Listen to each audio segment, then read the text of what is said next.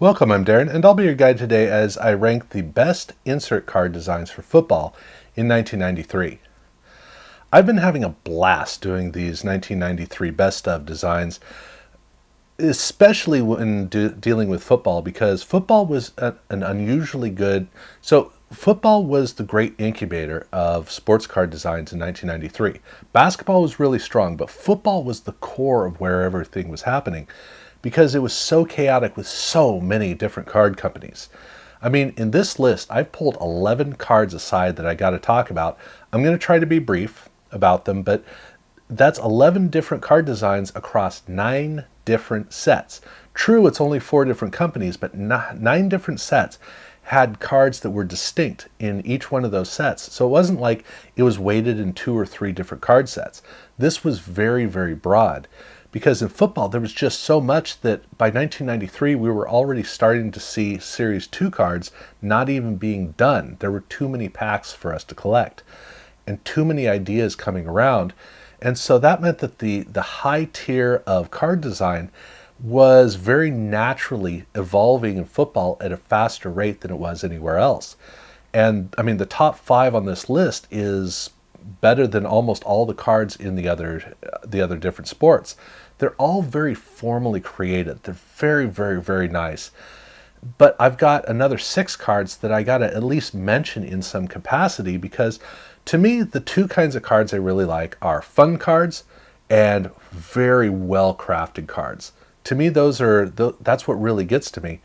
And there are a couple of cards that are kind of fun here, but the quality of design is so strong that that's what's really resonating with me amongst all of the very large number of inserts to look at in football. So a great example of this is where I start off with the hanger-on of all of these, as it were, which is the Upper Deck Probow cards. And this is a card where I have always been enamored with this ever since 1993.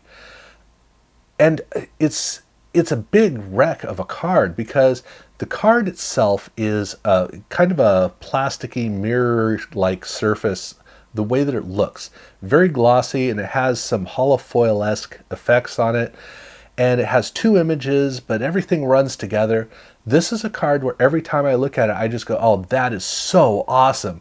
And as I try to see what's on the card, I usually fail to do so, because the card really doesn't work well in any capacity, except it's a fun puzzle. Every time I look at it, I just go, I don't know what's so awesome about that card, but I'm going to figure it out.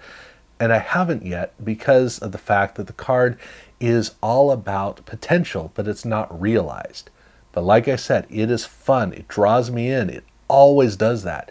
And so this is a card that where the function of the card is not good, it pulls off the entertainment side. So it's a weird mess of a card.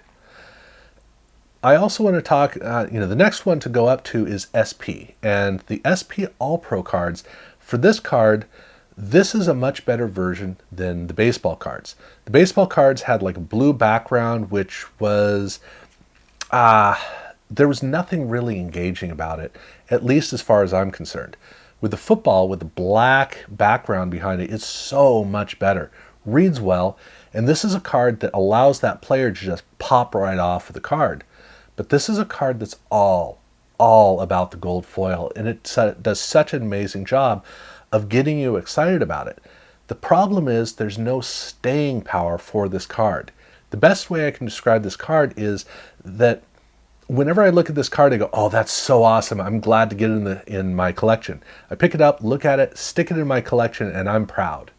And at some point I go back and I look at it and I pull it out and go, oh, this is so awesome, and I put it right back in the collection. That's what it is. It's a moment. It's not a card I want to spend time with, but it's a card that I'm excited about as long as I don't spend time with it.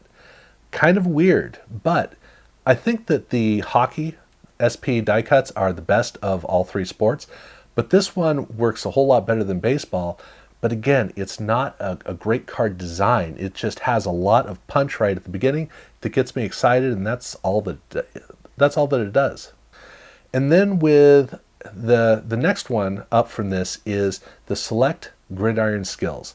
And again, I think that this is better than the baseball design, which I had up at number 4, as I recall. The problem with the baseball card was that it has a big, it's like a satin finish of etching over most of the card, and then it has a little bit of Dufex around the outside. Now, Dufex is a brilliant it's a brilliant way of using brushed metal effects on a card that is just it's awesome. The etching effect is problematic though, because it's hard to make it really work with the images. And in baseball, the images weren't very well selected. In football, a lot more of the images were really well selected. So like here with John Elway, he's up very close, and he's got a lot of color in his jersey, which means everything's easy to read and he stands out a lot more clearly. Now, that's not the way that all of these cards are, but this is a card where instead of having the 2 effects, they did the whole card with this satin finish. And that allows for a more cohesive distribution of the lighting effects. But they also reduced the border to where this is more like a Fleer Ultra insert, the way that it's designed. And so the image is a lot stronger and more clear on this card. The whole thing works in a more cohesive way. So I think it's more successful, even though it actually has no Dufex on it. And again, the satin finish, to me, it looks like Select looked at Playoff and went, oh, we can do a better version of that, which actually does make a lot of sense when I think about it. And they did do a better version of it, but like with the problem with Playoff, there's not a lot that you can do with it because it's tough to get the light right to where the card really works to its full potential. It is a super flashy card, and it's a card you want to play around with, but it doesn't lead anywhere. That's kind of the problem. So again, it's an amazing card in terms of just how catchy it is, but it's not a great card overall. I mean, here's a great example of a way to think about it. If you were to put 5 cards on your mantle or on a shelf or on display, which cards would they be? Well, the 3 we've looked at, now these are not the cards you're going to do that with. And the next ones coming up are more borderline of doing that. But yeah, with this card, it's just not, I don't think it's going to fit there in most cases. A little bit better than that is the Fleer AllPro cards. And this is a card that it's not anywhere near as flashy. I mean, it's flat out not flashy at all. But this perfectly showcases the fact that in 1993, Fleer was just about at its height. At least with football, they were almost completely successful across the board. It's amazing how much they could do well if they really put their attention to it. And this was a year they did. This card is meticulously crafted. It is a portrait of the player in color, and then in the background is an action shot of the player, but very well isolated, entirely in black and white. And then it has a white border around the outside, which is great with the black and white image because it means all the highlights in the black and white image pop out. So when you look at this card, you see the color portrait, but you also see the black and white image, not as a dominant feature, but as a counterpoint, but you're very aware of it. It's so well made. And I look at it and I go, that is an impressive card, but it's not an exciting card. And I can shift directly over to Score for their Dream Team cards to show you what basically the same card is, made in a more interesting way. It's got the portrait shot of the player. It's also got an action shot of the player, in this case in color. The backdrop, however, is overpowering for the whole card. So the players still stand out, but the backdrop is so dominant of a theme that when you look at the card, it's the backdrop that's setting the mood, that's getting you interested, getting you to explore the card. It's doing a lot more work. And this is one of the great Dream Team cards in the history of Score. But it's interesting because it's not as well crafted, it's not as clear as the Fleer AllPro cards.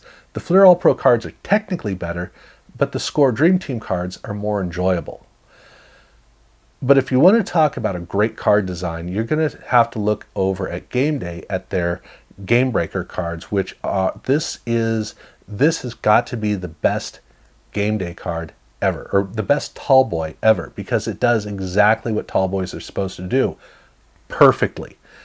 It is a very tight shot of a player, very well selected images, and then it has a black border around the outside which basically disappears, which means that the whole image pops out and is more vibrant. So the player on this card is so forward and so dominant and so large because of the real estate. A little bit of gold foil down at the bottom. This is not a perfect card, but this is as close as a tall boy is ever going to get to a perfect card. There are other cards that are more flashy and do more interesting things. They are more bold, but this is the pure essence of a football or of a sports card. It's supposed to show off the player, and that's what this card does better than almost any card you're going to find anywhere. It's awesome. But I don't consider it to be a top 5 card. It's close, but it's not quite a top 5 card, because in 1993, when you're talking football and you're talking top tier cards, you're talking about cards that really do have a jump off the page, grab your attention, and have you locked in. And we start off with the 1993 Ultra Touchdown Kings cards. And this is a card that is a grand celebration of just being a card. That's what it is. There's no mistake who's the star of the card. The player is so dominant on this card. When you look at it, you see him, you know who he is. It's a celebration of him, only it's not really a celebration of him, it's a celebration of awesome cards. And he is the player first and foremost on it. But it's really the card that is the show. That's what's so much fun about these cards. That's what looks so great. When I look at this card, I think about if you're a team collector or a player collector and you have them in binders, you're flipping through the pages and you run across this card on the page and you just stop and you go, wow, that's amazing. Best card on this page, hands down. And then you flip to the next page. In the back of your mind, you're not seeing the card. Visually, you've already forgotten about it. In the back of your mind, you're remembering the feeling of the card of, oh, that one card, that one card. That's what it does so well. It is a cool card. I mean, don't get me wrong, it is a really cool card, but it doesn't have the kind of memorable quality that a lot of other cards have. And a great example of that is Team Pinnacle. Now in baseball, I was kind of hard on the Team Pinnacle cards, and for good reason, because in baseball, they didn't do a great job with images that made the player stand out. But when you go with football, okay, that's a whole nother story. And it's almost as if everything about Pinnacle was designed around football, which I think it probably was. But these cards, they did such a great job of grabbing really tight shots of the player to really dominate the card. But also football, because of the jerseys, the helmet, and the bright colors, these players tend to stand out more on the card, just period. And then the black border around the outside, which I thought was overpowering in baseball, because the images didn't have that pop to it. Here, the images do have the pop, and so it stands out and the border gets out of the way. It's amazing how important image selection is, and in this case, the artist chose great pictures in almost all cases for the football cards, so the football cards do all the things this is supposed to do, and it does it so well, and it makes a truly, truly memorable card. This is one that is going to be locked into your head. So while the previous one was a card that jumps out and says, isn't this cool? And you remember that it's cool even though you forget it. This is a card that grabs you and you go, whoa, that's an awesome Sterling Sharp card. And you're going to remember this one. That's really what's great about this card. So really awesome. But it doesn't quite showcase a player to its full potential, which I think is more the case of the Fleer Rookie Sensations cards, which is looking not at rookies, but actually the previous year's rookies. So these guys are really sophomores, but this is a card that is a tragically overlooked card by everybody, including me. I mean, when I started collecting these cards, I don't know when I noticed that, hey, these are really cool. Because for the most part, it was just kind of a whatever set. Because the 1992 rookie class was so mediocre, who cares about who most of these players are? Now, Carl Pickens is a bit different. I actually collect his cards, him and Herman Moore, because they were great mid-90s receivers who I feel are underappreciated, but that's just, my emotion of having followed them during the mid-90s. But he was the star of this set, and if that's the biggest star that you have in the set, then what's the point of the other cards? And that's the thing that always hooked me when I was going through, was I couldn't get past the fact that I don't care about this player, I don't care about this player, I don't care about this player. It was a bunch of players I didn't care about, and it took me years to notice the cards that at the end of the day, I'm just going, I just love these cards. I really do. But because nobody cares about these players, nobody cares about these cards. If this had been the 93 draft, dude, you got the Bus, you got Bledsoe, you got Conway and Smith, and just, all at Hurst, all of these players, this would be a set people would be talking about for decades if it was the right draft class, but it wasn't. Look at what the card does. It's got a black border around the outside, and that border is there to do nothing but, well, get out of the way. The black to white color fade is there just to kind of get it out of the way so that the team logo or the team helmet is the dominant feature. And that just gives you the spirit of the team. It's all about the player. The player is everything on this card with just some accents around the outside. This is a card where you are just so excited about this player, whether you care about the player or not. And it entirely relies on the players. I wish people could better appreciate these cards because I still wish that I could appreciate the cards. I keep getting hung up on the fact that there are almost no stars. I mean, for me, it's basically Carl Pickens and Alonzo Spellman, and past that, I don't care about the set. But boy, these are so amazing cards. So absolutely great, and definitely the right card for number 3. But when we shift over to number 2, now we're going into a whole nother space. And this is the Fleer Ultra Stars cards. And this is a case where, okay, let me start off by saying this. I'm not an overly patriotic person. I'm proud of our country. I'm not at all proud of our politics. But I'm definitely not a flag waver. To me, I don't like it when people show the flag off all over the place because, one, I don't think that we need to. America is awesome enough as it is. But two, I feel like people who do that are usually trying to make up for something, almost like they're guilty of what they are, and they're trying to say, look, see, I'm awesome because I'm American. So when I see the flag any place other than a flagpole, I tend to go, dude, come on. Because before a football game, hey, great. At the Olympics, hey, great. Those are great places to see a flag. But just plastering it on a card, I hate the all-world card primarily because all-world cards have that big flag on top just to, I don't know. But in the case of this card, I feel the exact opposite. This card is just amazing because of the flag. And when I look at it, initially I get that twinge of an American flag, and then I'm completely over it because it's so perfect of a backdrop. It's not trying to say anything. It's just there as a part of it. It's a black and white background, and then they just have the color tint over the background where it's just kind of like a little accent. And then the player just so perfectly, seamlessly is laid right on top of it. Ironically, the number 2 card for me on the baseball list was the Fleer Ultra Strikeout Kings, which is a card where the whole background is just an amazing image that the player kind of gets in the way of.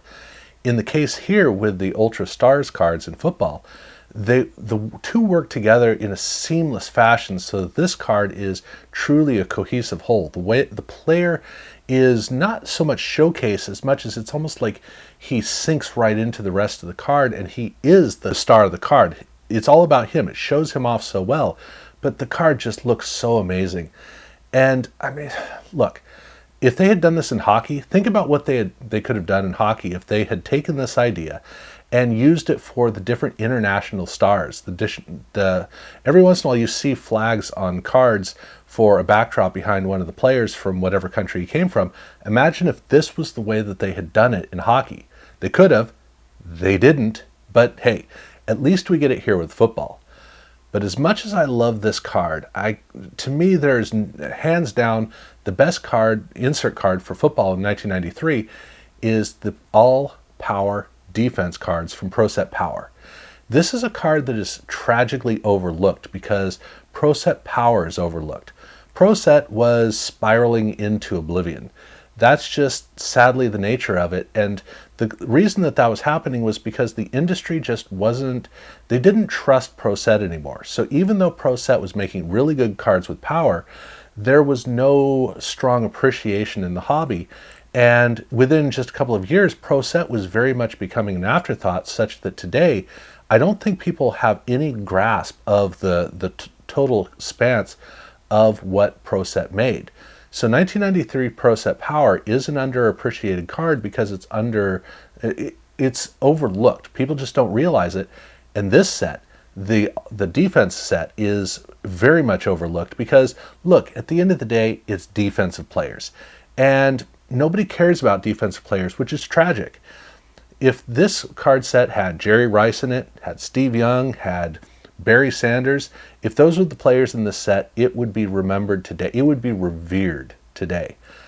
But that's not the case. That's not who was in this card set. Because nobody goes out and makes a top cards of Lawrence Taylor, top cards of Derek Thomas, top cards of Rod Woodson. That doesn't happen. And the reason it doesn't happen is because nobody cares about defensive players marketably. And so what we need is an ode to Junior Seau cards, an ode to Steve Atwater cards, an ode to Lawrence Taylor cards. These cards are of great players, superstars in the hobby. You know, obviously not all of them, but some of them are. And the cards themselves would be known if they were players people cared about, but because people don't, nobody sees these cards. They're not that complex. It's a portrait, or it's an action shot of a player stuck onto a school portrait backdrop, a little bit of holofoil on it, but what more does it need to be? This is a grand celebration of great players, and I love the way that it comes out because it's so clean, it's so nice. That's what it comes down to. It's not the most fun card by no means is it that way, but every time I look at this card, I just go, wow. That's the thing. I just go, wow. And this is a card I definitely want on my mantle. So that's where I rank the best football insert cards of 1993. Now, I've still got basketball to go with, and I look forward to doing that. But when I do get around to doing the total look at all four sports, you better believe a lot of these cards are going to be showing up on that list, and I'm looking forward to it. So, if you haven't seen the other videos that I've done leading up to this for 1993 inserts, definitely check those out. And if you haven't subscribed yet, I do urge you to do so. And yeah, thank you very much for watching.